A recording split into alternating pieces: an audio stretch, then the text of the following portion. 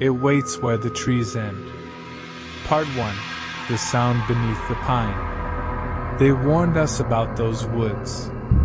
Not in the obvious way, no signs, no keep out tape, no rotting fences around some cursed plot of land. Just little things, stories told in half whispers, glances traded between old men at the gas station. The way our guide, Rick, avoided looking toward the tree line when we asked if we could cut through the forest to save a couple of miles off our hike. "Don't go in there," he muttered. "It doesn't forget." That should have been enough. It wasn't. There were 5 of us, me, Denny, Cassie, Rob, and Heather. Friends since college, now in our late 20s and meeting up once a year to reconnect, to chase some distant sense of ourselves we swore wouldn't fade with adulthood. This year, Heather picked the spot, Warren Ridge. Remote. Green. Empty. The woods started just past the ridge, rising up in a thick tangle of pine and oak. They looked like any forest should, ancient, tangled, breathing with wind. But there was a stillness to them, even from a distance. A kind of pressure in the air, as if the trees held in a breath. Rick gave us a marked route on a map, a long winding trail that looped around the forest instead of cutting through it. "It's a longer hike," he said, "but you'll get there." We ignored him. Cassie was the one who suggested the shortcut. Said the woods couldn't be more than 2 miles across at the widest point. We'd shave hours off our hike. We could set up camp early, maybe even build a fire before sundown. I don't blame her for what happened. Not completely. We entered the forest just after 1 p.m. It was quiet. Too quiet, if I'm honest, but that's easy to say now, in hindsight, after everything. The first hour was fine. Dense trees, uneven footing, sunlight filtering through the branches. It was easy to get distracted, to laugh and talk loud. The kind of noise people make when they don't want to admit they're a little nervous. After the first hour, the trail disappeared. That wasn't the strange part. Trails vanish all the time in thick woods. But when Rob pulled out the map and compass, the direction we thought we were heading didn't match up. North was somewhere else entirely. The GPS wouldn't lock. Heather tried calling Rick. No signal. None of us said it aloud, but we knew something was wrong. And then the sound started. Not loud. Not alarming. Just this soft hum beneath everything. A subtle vibration in the base of your skull, like a whisper spoken too low to understand but still felt behind your teeth. At first, I thought it was just wind through the trees. But there was no wind. The branches didn't move. We decided to keep moving, to find higher ground. Rob thought we could climb one of the larger ridges and get a better view. See the treetops, reorient. That's when we found the tree. It stood alone in a small clearing, twisted and blackened, bark cracked open like the skin of something burned alive. The ground around it was dry. No grass. No underbrush. Just brittle dirt, too dark, almost red. And there were symbols carved into the bark. Long spirals, loops that never ended. Not like anything I'd seen before. Heather said it looked like the trunk was breathing. We all laughed at that. But she was right. The bark expanded slowly, like a lung taking in rotten air. Denny stepped toward it, phone out, trying to snap a picture. The tree whispered. That's the only word for it. A soft, wet sigh that pushed through the clearing like a tide. All the laughter stopped. Denny turned back, pale as snow, phone dangling at his side. "We need to go," he said. We didn't argue. That was the last time we saw the sky. The forest changed after that. The trees grew closer together, branches tangled like fingers. The light dimmed. Not just because of the canopy, but as if the sun itself had faded. The air thickened colder, heavy with rot. And the sound got louder. Not constant. Pulsing. Like a heartbeat buried deep underground. We stopped talking. Even our footsteps softened, dulled by the moss that grew thicker with every mile. That was another thing. We had to have been walking for hours, yet somehow, it always felt like we were circling. We'd find the same trees. The same burnt log with the cleft in the middle. Cassie swore we passed the ring of mushrooms 3 times. Heather scratched a mark into a birch with her pocket knife.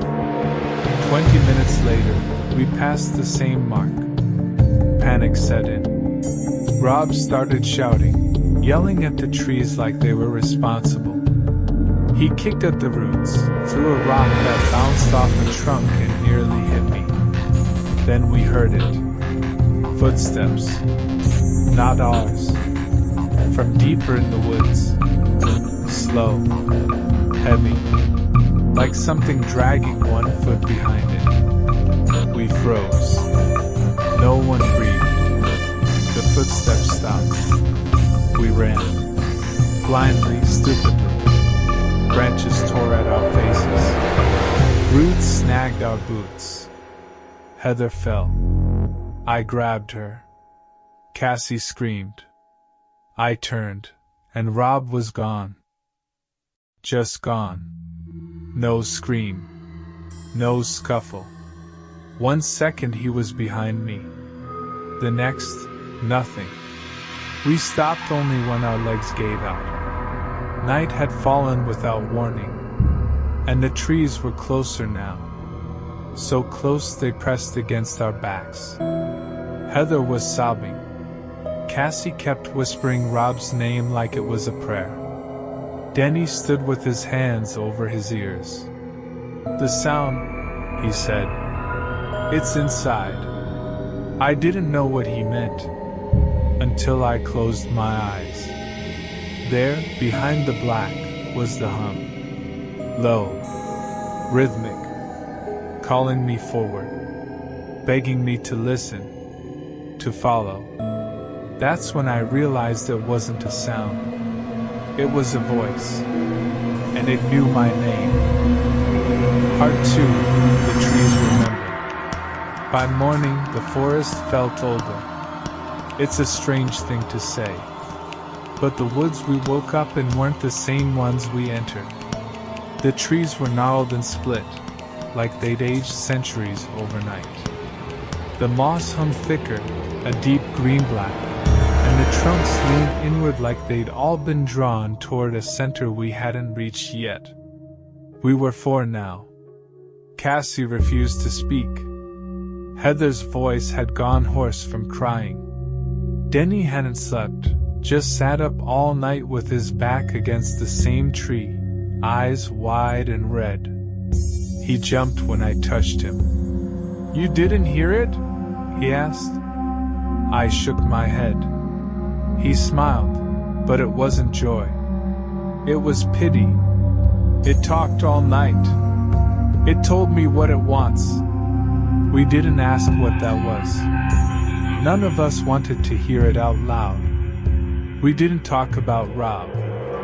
No one had seen him vanish. No scream, no crash through the trees, no sign he was ever there. 1 blink, and he was memory.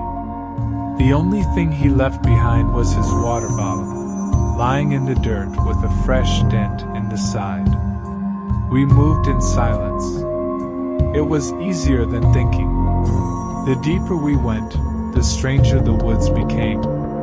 The ground sloped without changing. The terrain felt steep, yet flat. like walking through a spiral where gravity bent in on itself. The trees had scars, slashes along the bark, like claw marks, long, deep gouges that bled sap darker than pitch. Every so often, we passed carvings, not fresh, but ancient, worn down by time. Spirals, circles, some made of bone-thin lines that burned when we looked too long. They weren't random. They were watching. And still the sound pressed on. Not louder. Closer. Like it was drawing breath between the trees, waiting for us to listen again. Cassie stopped walking. She stood stock still in the path, her head tilted just slightly toward the left, like she was hearing something the rest of us couldn't. "Cass?" I started. She turned to face us slowly. Her eyes were pitch black. No whites. No irises. Just void. Then she smiled. Blood poured from her nose. She opened her mouth, and a deep, guttural voice slipped out. Not hers. Not anything human. "You have been marked." Denny screamed. Heather collapsed. I stepped forward, but Cassie's body collapsed like a sack of meat, her eyes flickering back to their normal brown for half a second before she hit the forest floor. She didn't move again. The hum stopped. The air went cold. We left her there. I hate that, but it's true. We couldn't carry her. Couldn't even bring ourselves to touch her. Something in the body felt wrong, like it was still warm, but empty. The trees had taken her. And the forest was awake now. The fog rolled in by midday. Not thin and misty. Dense. Like cotton soaked in ice water. It deadened every sound. We could barely see 3 feet ahead. Denny held onto my sleeve like a child. That was when the trees began to shift. We heard them groan. Long, low creaks like the belly of a ship. The trunks leaned, moved, rearranged. We were walking in circles, though our feet moved forward. And then we saw something ahead. A clearing. A fire pit long since gone cold. Stone markers around it. And on one of them, a rusted hunting knife. I knew it was Rob's. We had camped there. We had camped there before. But none of us remembered walking back. The forest had folded on itself. Brought us home. We found Cassie again. She was sitting upright now. Same spot we left her. But her face had changed. The skin was tighter, paler. Her lips dry and cracked, pulled back from her teeth in a too wide grin.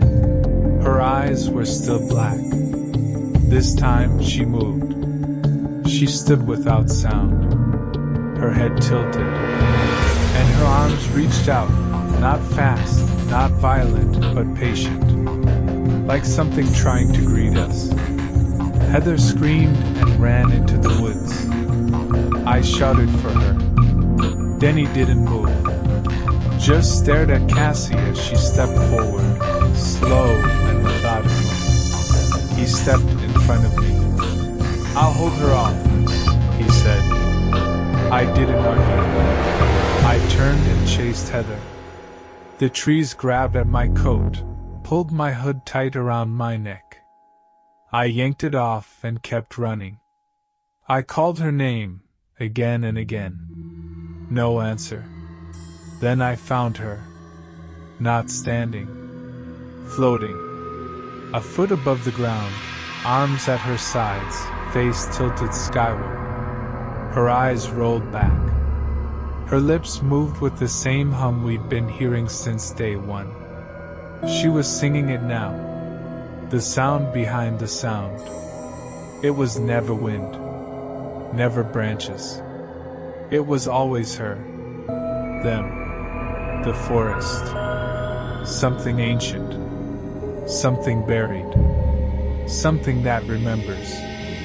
Heather's head snapped forward. She looked at me. No black eyes this time. Just hers. Blue and filled with tears. "I don't want to run anymore," she said. Then she vanished. No blink. No smoke. Just gone. The silence afterward felt like it was inside my skull. Then the trees parted. And I saw something impossible. A house. Old. Abandoned. Hidden among the trees like a tumor. 2 stories. Windows like blind eyes. And carved into the door. It waits where the trees end. I turned back. The trail behind me had closed. Branches wove together like ribs. I was alone. 3 of us gone. No phone. No map. Just the hum. And a door I could not unsee. It waits. Part 3. The door without a threshold. The house stood in the clearing like it had grown there. Its roof was slouched to one side, shingles curled like peeling skin. The porch sagged under its own weight, splintered boards tangled with moss, thick gray vines. One of the windows on the 2nd floor was shattered, but nothing had fallen from it. The glass still clung to the frame like brittle teeth. The forest behind me had gone silent. No wind. No birds. No footsteps. The hum was gone, too, like the breath before a scream. I should have run. I didn't. The words carved into the door felt branded into my skull. It waits where the trees end. I stepped onto the porch.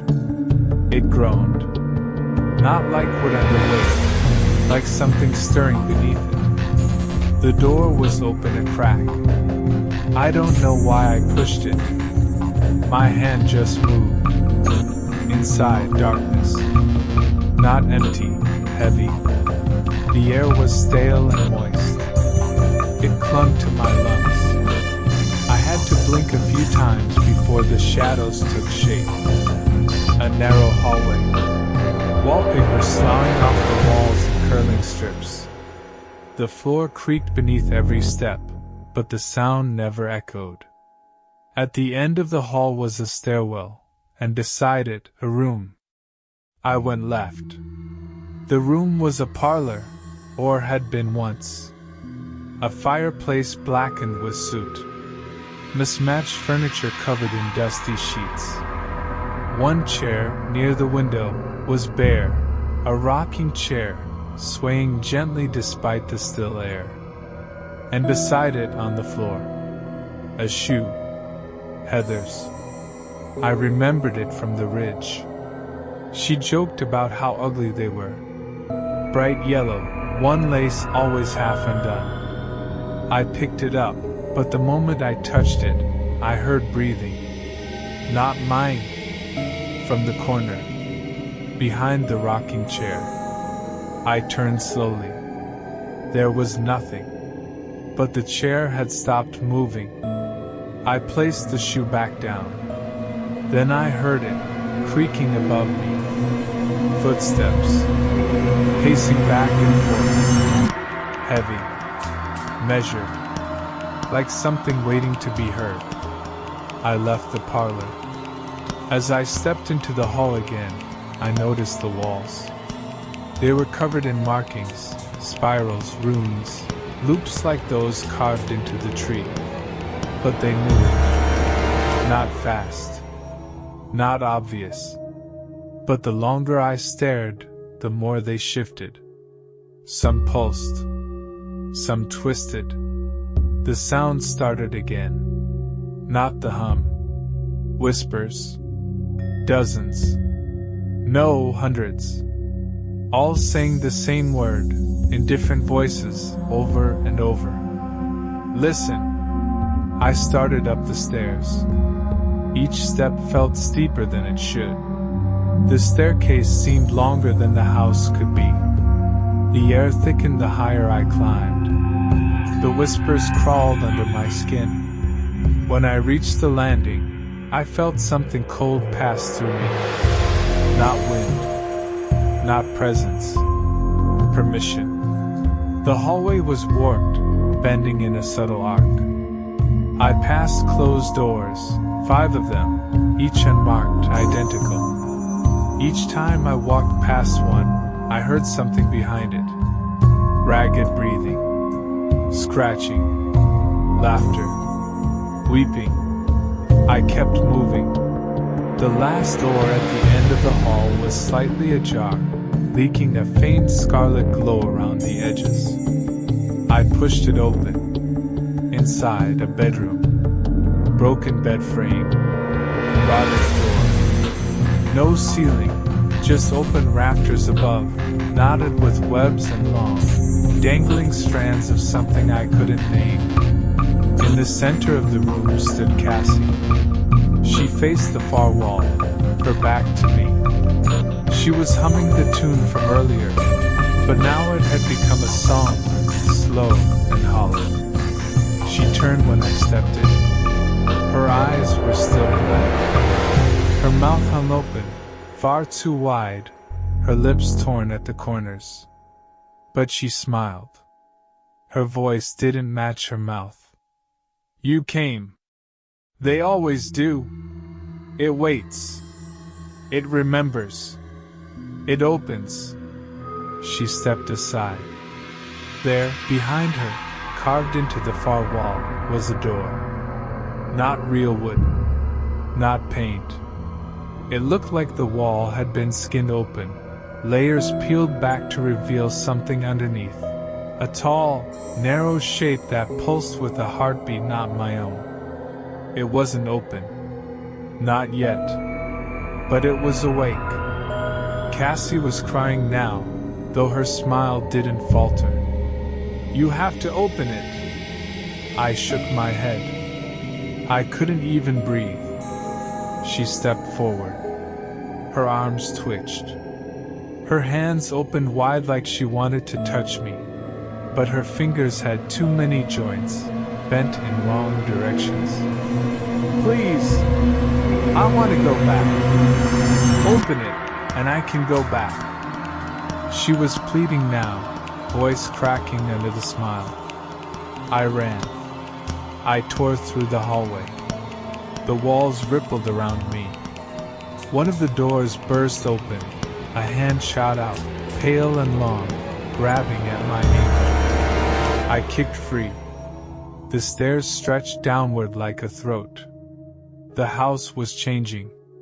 Breathing. Trying to hold me. I hit the bottom, shoulder first, and rolled into the entryway. The door was gone. The forest outside was gone. Only the hall remained. The hum was back now, louder than ever, vibrating through the floor, the walls, my bones. I crawled to the corner of the entryway where I'd first come in, curled into myself, and covered my ears. But I could still hear them. All of them. Rob, Cassie, Heather, even Denny. They were inside the hum now, screaming in rhythm, screaming in time. It waits. It waits. It waits where the trees end. And then silence.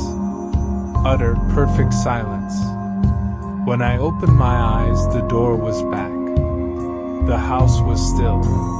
The woods beyond it dark, but real. I stumbled out into the open, the forest breathing again, wind cold and sharp.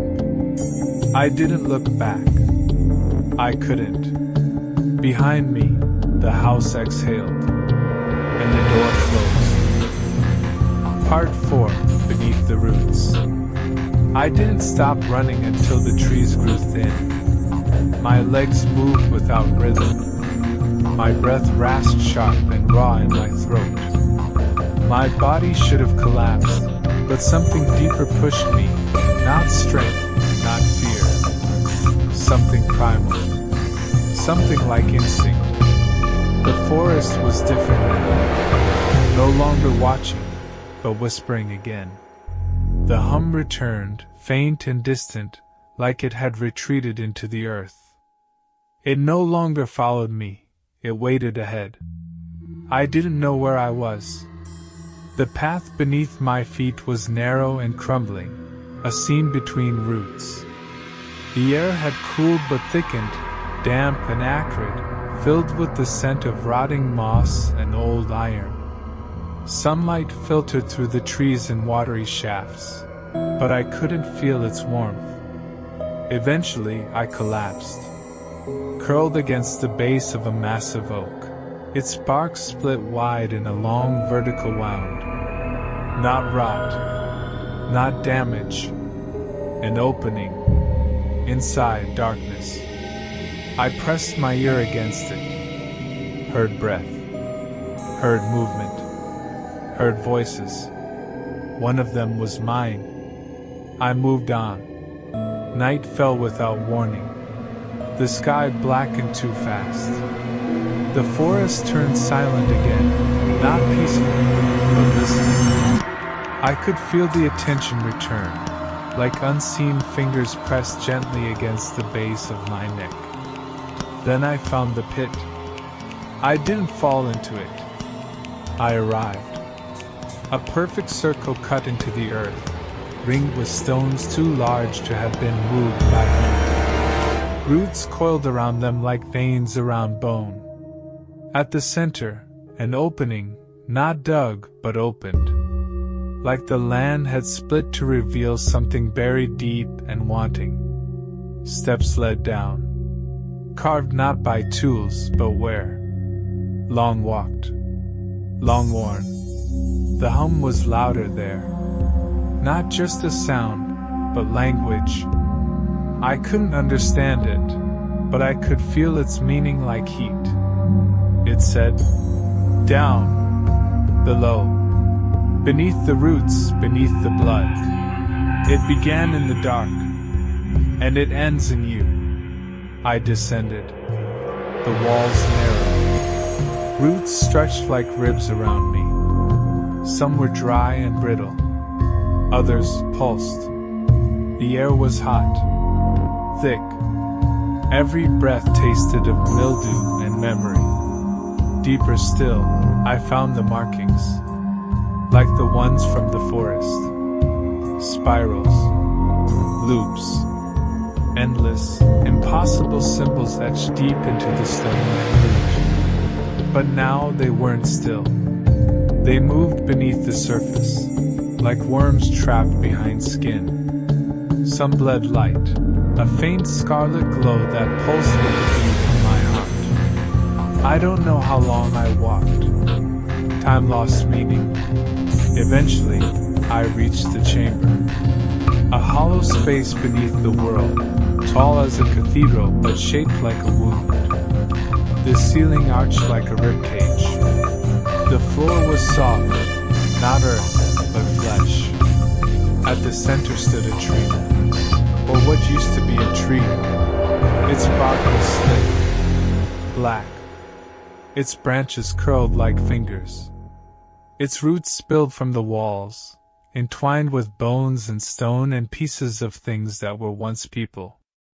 Cassie knelt at its base, still, staring upward. Eyes gone, mouth open. She didn't blink. She didn't breathe. But her lips moved. It waits. Rob was beside her, half buried. His skin turned to bark, his arms swallowed by roots. Heather hung from a low branch, not by her neck but merged. Her spine extended into the tree. Her fingers twitched like leaves in windless air. I stepped forward. The hum stopped. And in that silence, something spoke. not aloud. Inside me. We were waiting for you. The tree moved. Not all at once. Subtly. Like it was turning to see me. I stepped closer. And from the folds of its roots, it offered something. My face. A perfect replica. Pale. Still. Eyes closed. Skin smooth, but wrong, like wax carved too carefully. My mouth opened. I saw teeth. They were black.